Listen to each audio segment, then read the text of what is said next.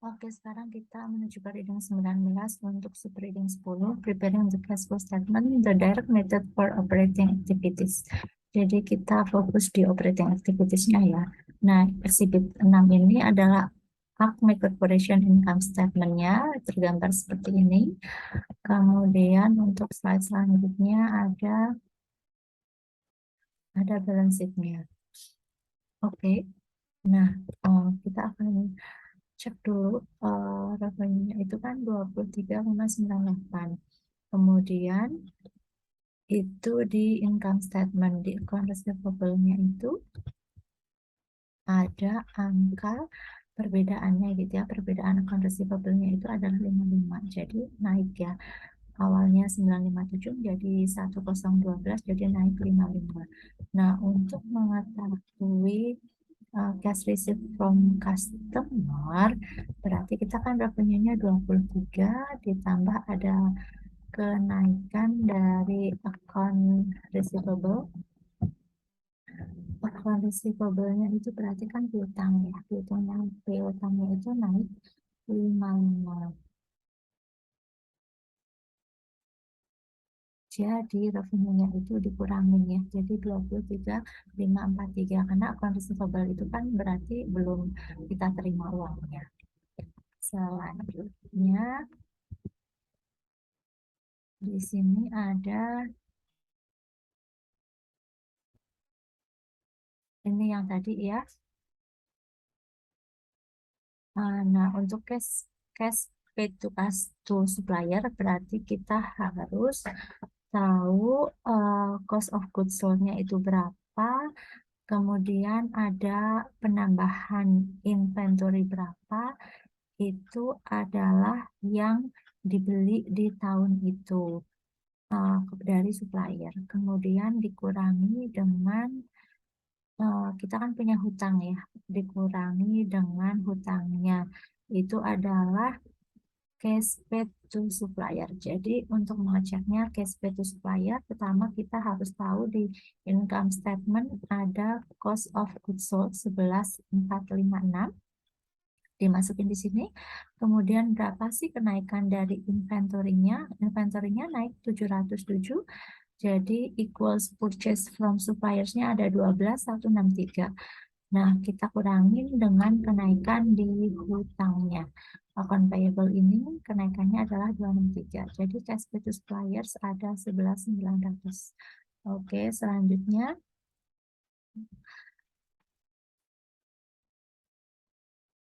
nah, example 3 ini ada computing cash receipt from customer. Ini soalnya gitu ya.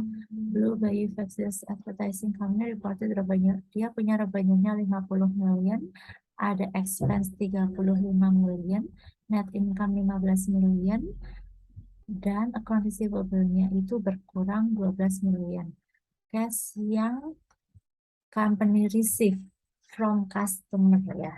Yang diterima berarti oke, kita berpikir di sini revenue-nya ada 50 ya, kemudian account receivable-nya itu berkurang 12. Oh, berarti ini ditambahin ya. Jadi plus 12, jadi 62. C, benar. Oke, good. Selanjutnya computing cash paid to supplier ya yang tadi itu.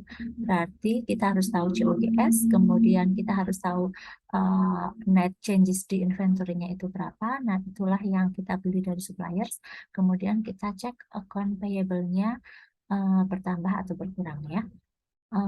Oke, how much cash did the company pay to its supplier during the year ya. Oke, jadi cost of goods sold-nya, nah ini 1.100, langsung kita catat 100. Asetnya naik 55. Nah ini inventory-nya turun 6M. Berarti 100 dikurangi 6 jadi 94. Kemudian liabilities-nya increase 45.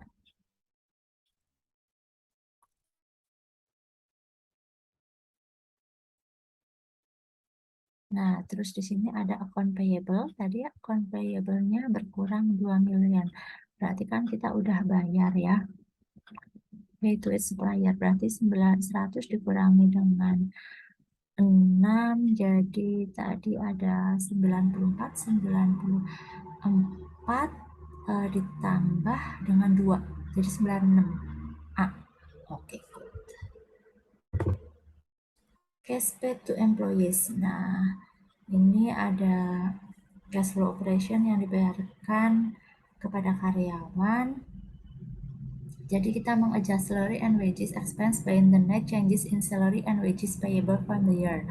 If salary and wages payable increase during the year, then salary and wages expense on an accrual basis would be higher than the amount of cash paid for this expense. Oke, jadi jika salary and wages, jika payable, payable berarti hutang ya, hutang salary and wages-nya itu naik, berarti salary and wages expense based on accrual basis itu berarti lebih tinggi daripada cash basisnya. Oke. Jadi salary and wages-nya itu 4.123 dikurangi dengan increase in salary and wages payable. Karena naik ya hutangnya, berarti kita keluarin karena itu kan belum dibayarin. Jadi cash paid to employees-nya itu cuma 4.113. The amount of cash paid to employee is reflected in the salary and wages payable account as shown. Berarti beginning-nya itu ada 75 ditambah salary and wages expense-nya itu 4123 dikurangi cash paid-nya 4113. Jadi ending salary-nya adalah 85.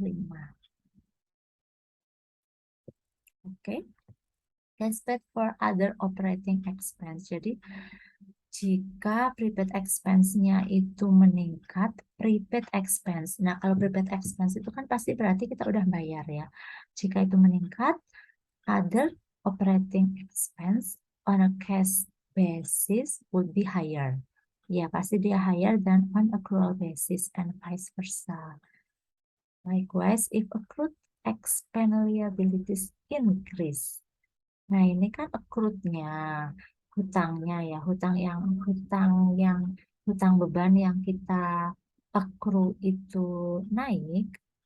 Oke, berarti other operating expense on a cash basis ya pasti jadi lower ya dan an accrual basis. Jadi di sini ada other operating expense-nya adalah 3577 dikurangi decrease in prepaid expense.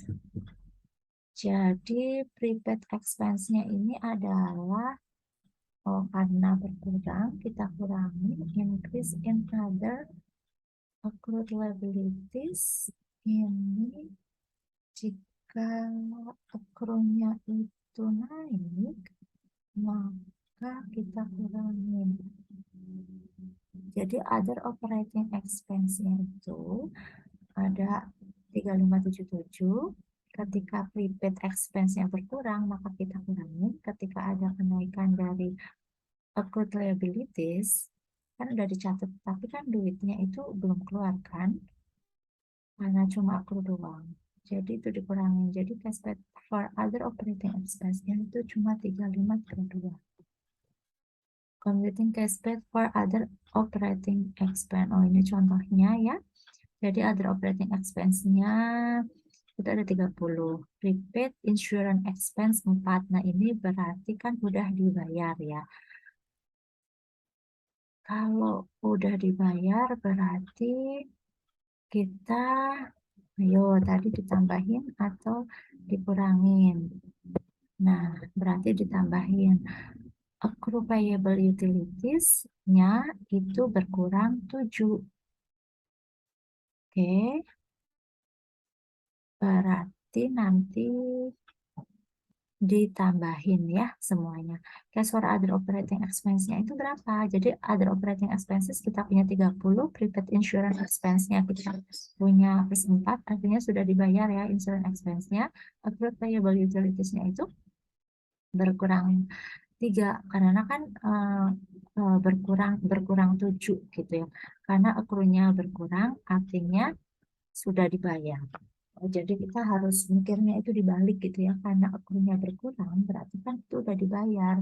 Nah, kalau udah dibayar, berarti tadi other operating expense-nya 30, ditambah private insurance expense-nya itu 4, jadi 34. Accrual-nya berkurang, berarti kita tambahin 7, jadi ketemulah 41. Jawabannya C. Oke, selanjutnya adalah cash paid for interest. Jadi, kita bayar bunga nih. Ya, to determine the cash paid for interest, it is necessary to adjust interest expense by net change in interest payable for the year. Interest payable ya, berarti ini perubahan dari hutang bunganya. If interest payable increases during the year, berarti jika hutang bunganya itu naik, then interest expense on an accrual basis will be higher, betul, than the one cash paid for interest. Nah, di sini ada interest expense-nya ada 246. Kemudian kita ada pengurangan di interest payable. Berarti kan artinya hutangnya berkurang, berarti cash yang kita bayarin nambah 12 ya. Jadi ditambah interest expense ditambah decrease in interest payable jadi 258.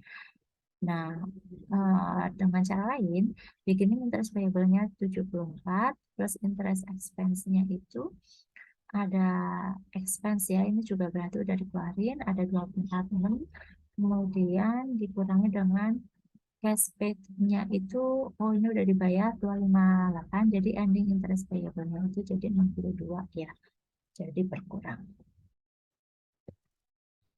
Selanjutnya, cash paid for income taxes.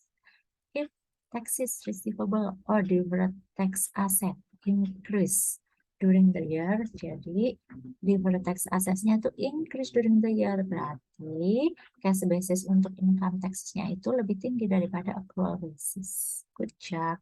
Income tax expense-nya itu 1139, income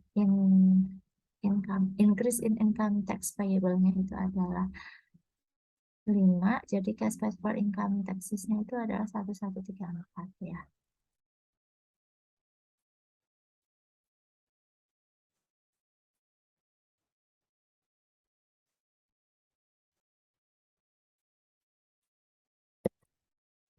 Oke, nah itu tadi adalah pembahasan untuk cash flow di operating expense.